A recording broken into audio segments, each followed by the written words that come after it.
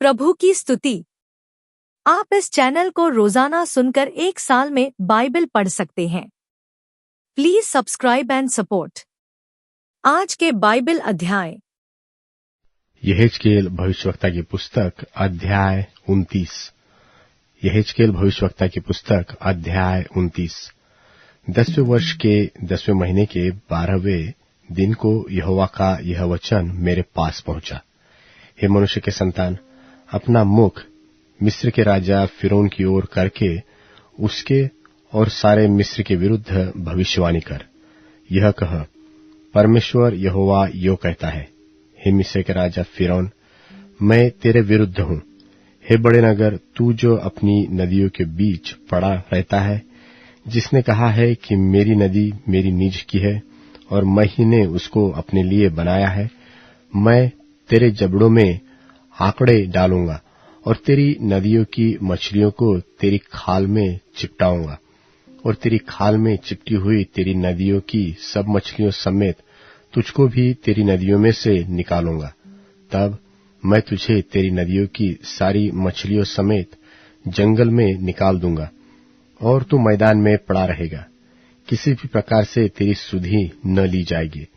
मैंने तुझे वन पशुओं और आकाश के पक्षियों का आहार कर दिया है। तब मिस्र के सारे निवासी जान लेंगे कि मैं यहोवा हूं।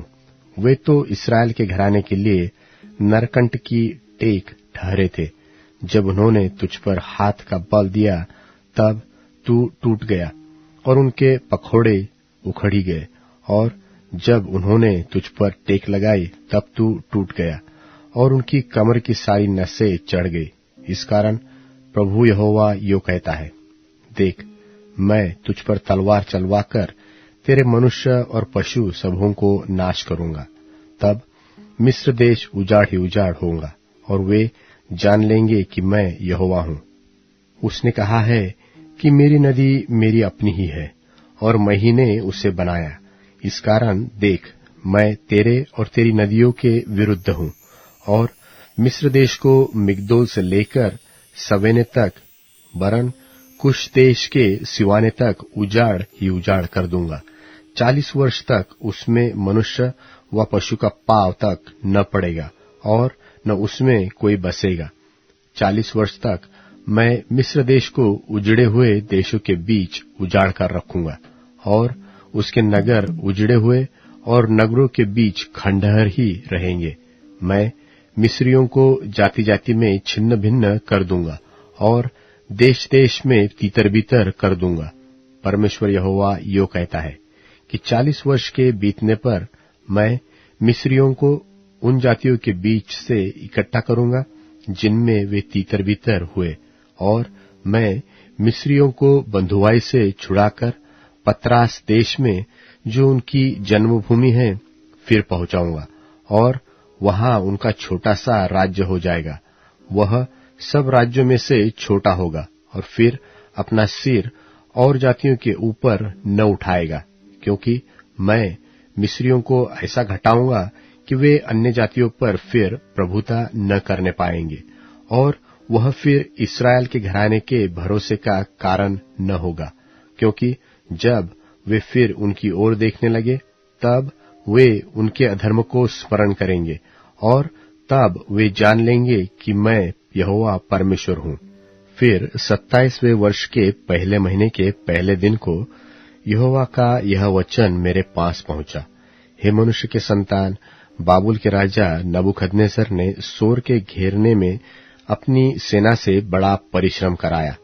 हरेक का सिर चंदला हो गया और हरेक के कंधों का चमड़ा उड़ गया। तो भी उसको सोर से न तो इस बड़े परिश्रम की मजदूरी मिली और न उसकी सेना को।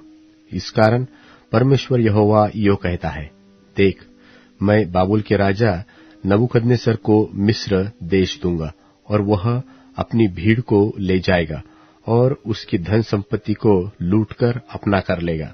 सो यही मजदूरी उसकी सेना को मिलेगी। मैंने उसके परिश्रम के बदले में उसको मिस्र देश इस कारण दिया है कि उन लोगों में मेरे लिए काम किया था। परमेश्वर यहोवा की यही वाणी है। उसी समय मैं इस्राएल के घराने का एक सिंग उगाऊंगा और उनके बीच तेरा मुंह खोलूंगा और वे जान लेंगे कि मैं यहोवा हूं।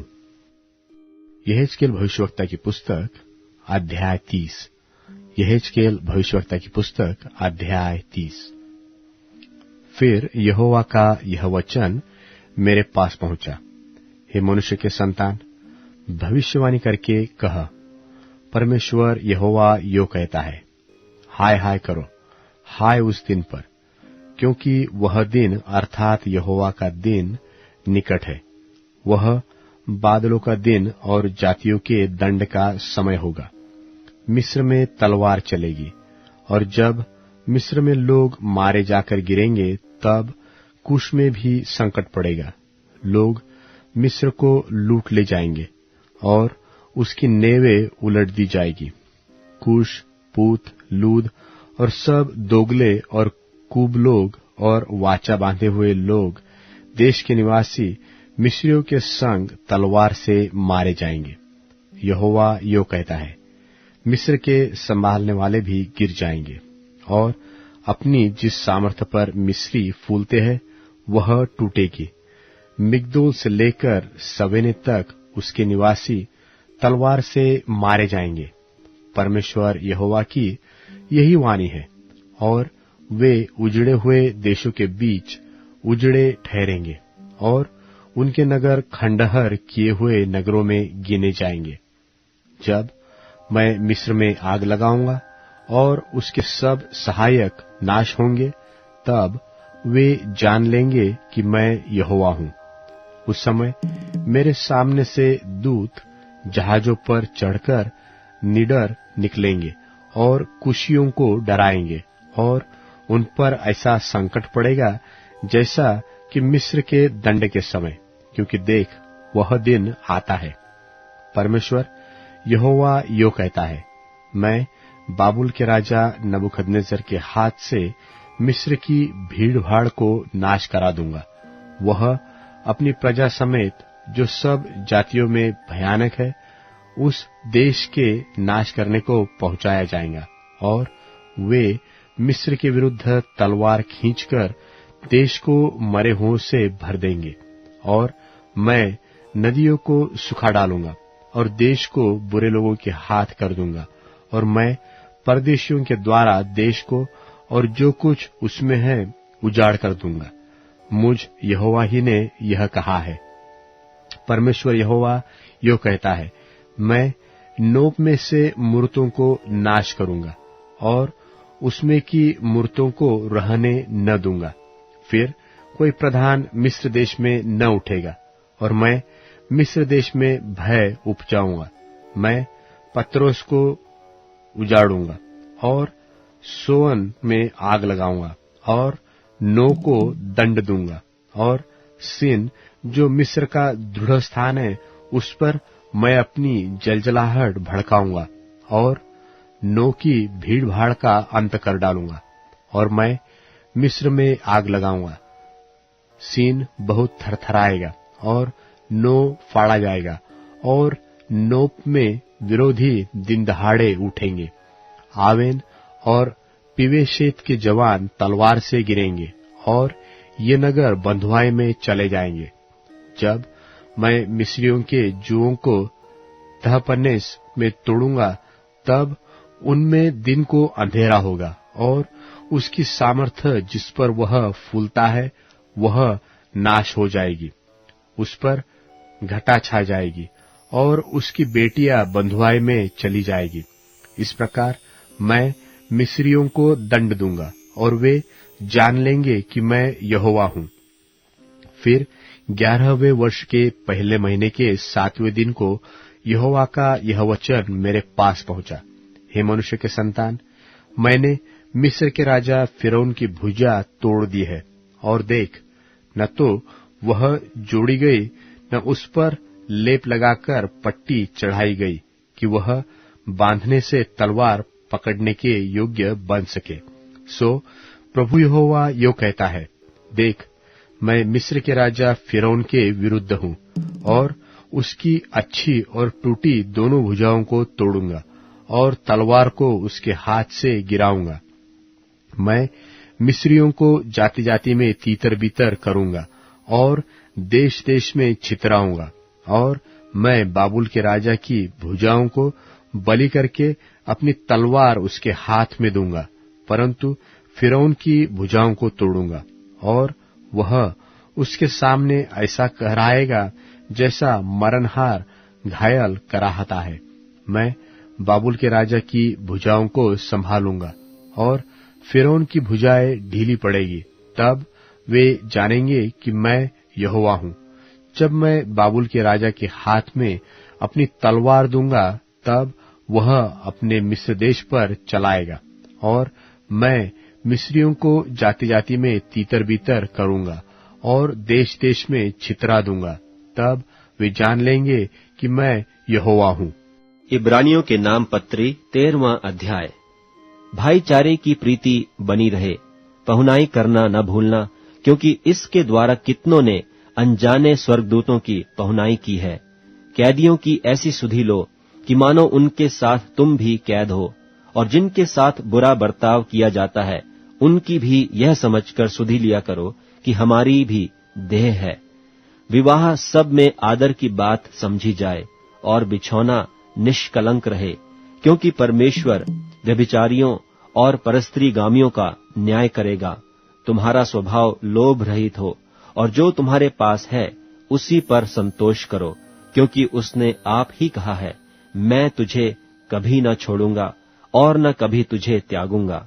इसलिए हम बेधड़क होकर कहते हैं कि प्रभु मेरा सहायक है, मैं न डरूंगा। मनुष्य मेरा क्या कर सकता है?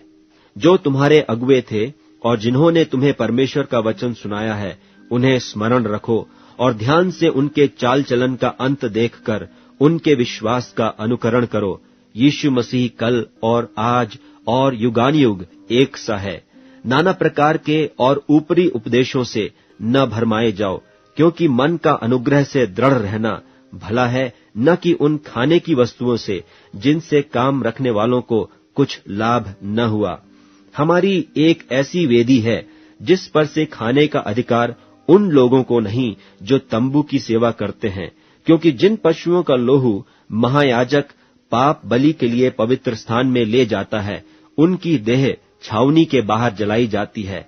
इसी कारण यीशु ने भी लोगों को अपने ही लोहू के द्वारा पवित्र करने के लिए फाटक के बाहर दुख उठाया।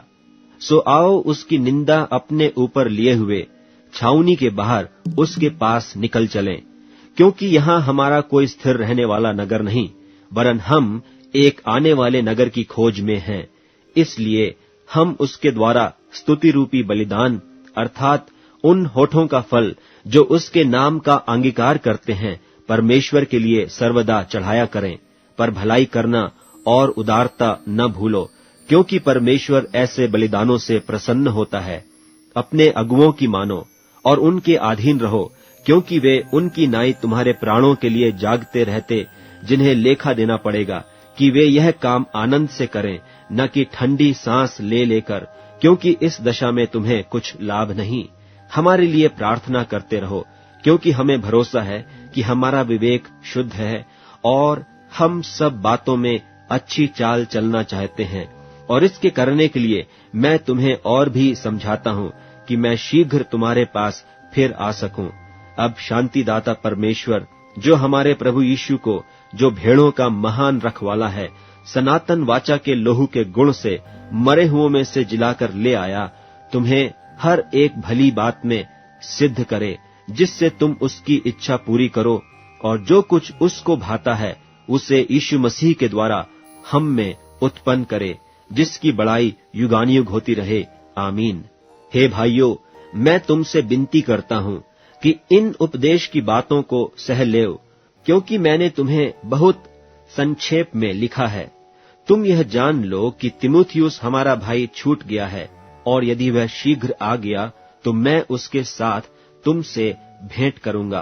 अपने सब अगुओं और सब पवित्र लोगों को नमस्कार कहो। इतालिया वाले तुम्हें नमस्कार कहते हैं। तुम सब पर अनुग्रह होता रहे। आमीन। भजन संहिता अध्याय 137। भजन संहिता अध्याय 137। बाबुल की नहरों के किनारे हम लोग बैठ गए और सियोन को स्मरण करके रो पड़े। उसके बीच के मजनू वृक्षों पर हमने अपनी विनाओं को टांग दिया, क्योंकि जो हमको बंधुए करके ले गए थे उन्होंने वहां हमसे गीत गवाना चाहा, और हमारे रुलाने वालों ने हमसे आनंद चाहकर कहा, सियोन के गीतों में से हमारे लिए कोई गीत गाओ। हम यहोवा के गीत को पराये देश में क्यों कर गाए? हे यरूशलेम, यदि मैं तुझे भूल जाऊं तो मेरा दाहिना हाथ झूठा हो जाए, और यदि मैं तुझे स्मरण न रखूं, यदि मैं यरूशलेम को अपने सब आनंद से श्रेष्ठ न जानूं, तो मेरी जीभ तालू से चिपट जाए। हे यहोवा, यरूशलेम के दिन को एदोमियों के विरुद्ध स्मरण कर, कि वे क्यों कर कहते थे, ढाओ, उसकी नेव से ढा दो। हे बाबुल, तू जो उजड़ने वाली है, क्या ही धन्य वह होगा जो तुझसे ऐसा ही बर्ताव करेगा जैसा तूने हमसे किया है। क्या ही धन्य वह होगा जो तेरे बच्चों को पकड़कर चट्टान पर पटक देगा। अब Amazon music, tune in, Spotify और YouTube म्यूजिक में उपलब्ध है। Please follow it.